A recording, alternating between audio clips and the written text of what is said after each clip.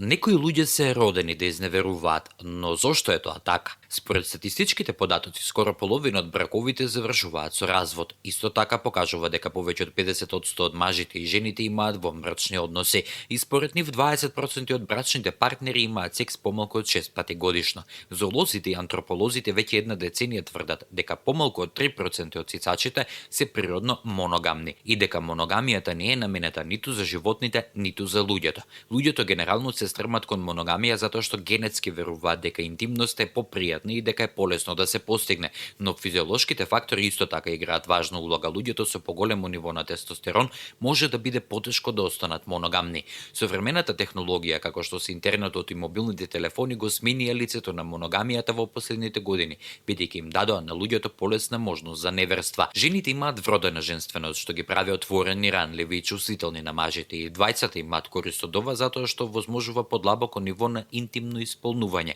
бидејќи на жените им е полесно откако ќе се отворат и веруваат, а мажот може да им обезбеди заштита и пребежиште. Во спротивен случај, ако мажот е нежен, таа се чувствува безбедно и сакано со него и се создава врска на доверба. Ако овие улоги се променат, а страста кон личноста на партнерот обстојува, да се остане верен и не е толку невозможно.